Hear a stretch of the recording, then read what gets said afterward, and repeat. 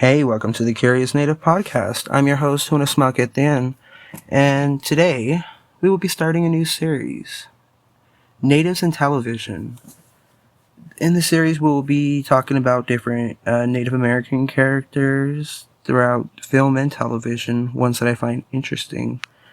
I kind of got this idea from the Indian Burial Ground episode when I was talking about specifically like indigenous representation, especially with like the Indians and cowboy era of television.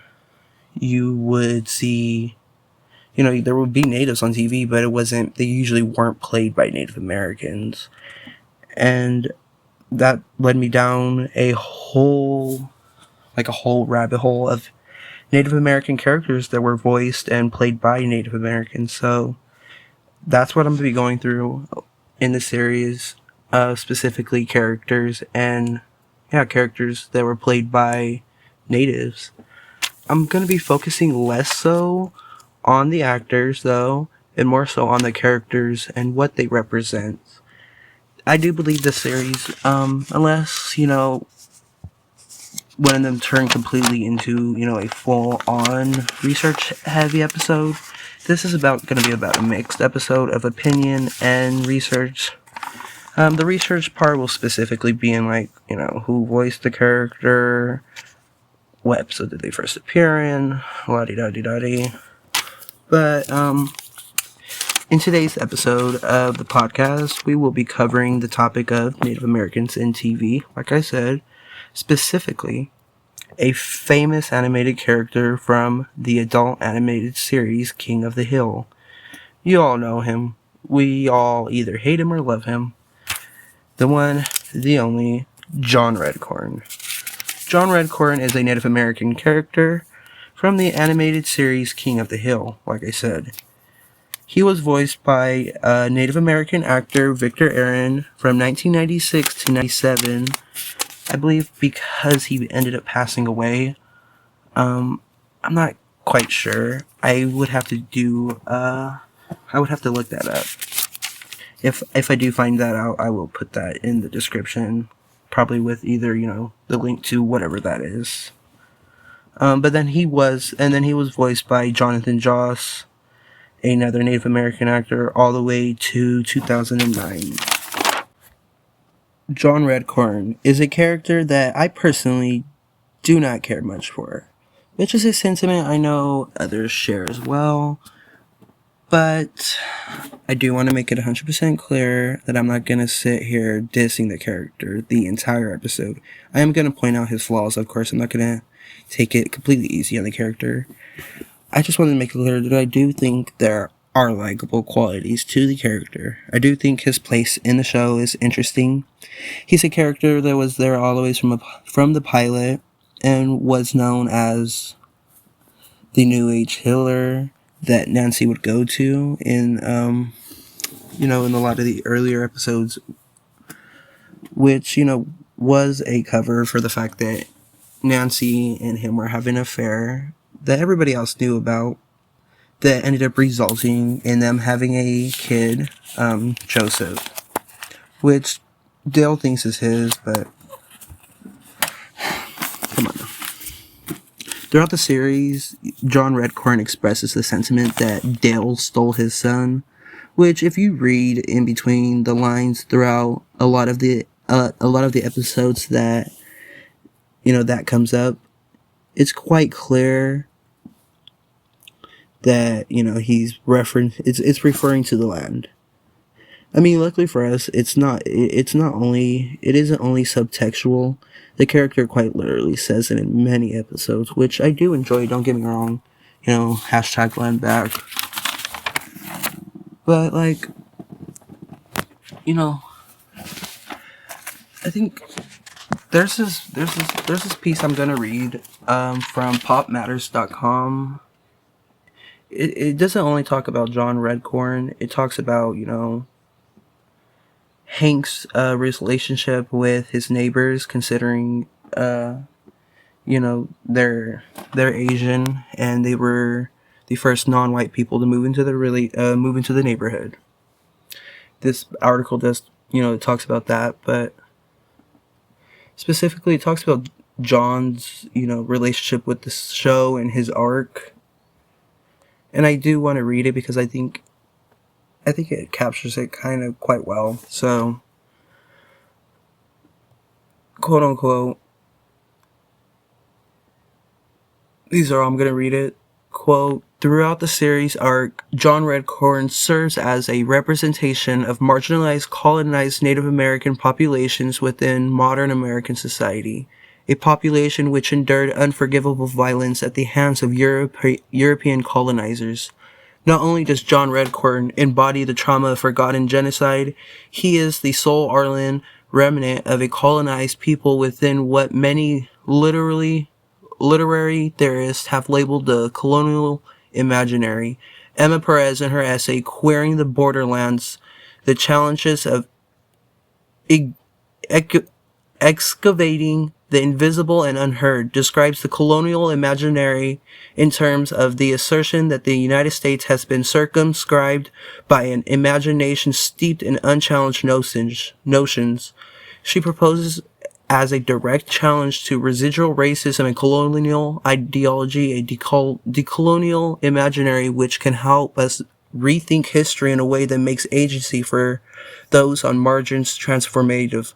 Dale's appropriation of Native American culture and his consequent erasure of John Redcorn's potential influence on his son's life expands and fortifies the violence of colonial imaginary. Not only did white colonizers murder and rape Native American men and women, not only have they historically been disposed of nearly all their tribal lands, not only have Native American studies consistently been excluded from Halloween halls of race theory and academic ethnic programs, but dominant American culture has worked persistently to erase Native Americans' presence altogether. Further, Dale's colonization of Native Americans' cultures extends even in the personal domestic sphere. By denying their, albeit inadvertently, John Redcorn's the right to raise a son, Dale extends the reach of colonial power beyond the cultural, public realm and into the private sphere of home, into the atomic sphere of the family. With no land, no community, and no son, John Redcorn must continue to endure the pervasive effects of seemingly indestructible colonial imaginary. Once again, white whims and desires to preserve comfort and status arrest and weaken the decolonial imaginary. End quote. Which I think is a perfect example, of I think why I love the character to a certain extent. Like I said earlier, I do not care much for the character, but when I do like the character for what he represents, especially in the show. I do think one of my main issues with the character is how stereotypical he is. Don't get me wrong, I love a good jean jacket, but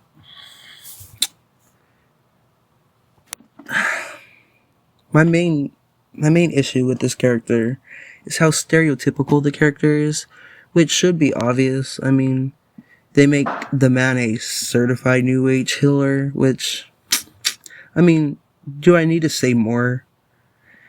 It's, I mean, don't get me wrong, they do call that out, and it does seem to be a front. He's quite aware that he's duping a lot of white people, which, it's funny, it's hilarious. Come on now, let's trick the white people. But the fact that, they make him, which I think this is the reason that a lot of people, I think, dislike the character, but they misunderstand it. They think of him as a crybaby and as somebody who, is crying about something that did not happen to him, which is such an offensive way to think about this character. And, it makes sense when you look at, who the audience was for the show. A lot of white people watched the show. And that's not to say that, people of color didn't watch the show. It just seems that they were trying to cater to a certain audience. And at the time, certain things were seen as acceptable for, certain audiences. It was never acceptable then, still not acceptable now. It's something that still happens now, and it's unfortunate. This is all my opinion, what I think of this character. He is a character that I can only, I can only defend him so much while also, not ignoring the harm this character does. But, there is a lot of natives who enjoy this character. Comedian, Native American comedian, let's see. I actually do follow him on Twitter. I think he's hilarious. He has Joey Cliff. He thinks that John Redcorn, rules, and I think that's great. I'm glad that there's people. I'm glad there's natives who could find comfort in this character, and they think he's funny and they like him. But personally, I don't think that's me, and if that's okay, this character isn't for me, and that's fine. If you enjoyed today's episode and the first, part of the series, I'm not quite sure who I will be covering in the next part of the series. But I can say for certain that it's going to be, the next episode will be an interesting one. I don't have an exact schedule on which episodes will be released when, but it's kind of just being released when they do get released. And, it's not too much of a wait. I think the first episodes were released 4 days between each other. I think now it's 7 days between, so about a week now, I believe, that those episodes have been out. A week and 3 days for the other one, I believe. If you enjoyed this episode, like and subscribe and share. Follow my Twitter accounts at Huskasmin at the end. That is my new account. I had to make a new one before this podcast came out. I had another account, which is originally how, I got the idea to create a podcast, how I got inspired. And follow the official podcast Twitter account at TCNPod on Twitter. There you'll get updates on when new episodes will be coming out, what they'll be about. And yeah, thank you for listening. Bye bye.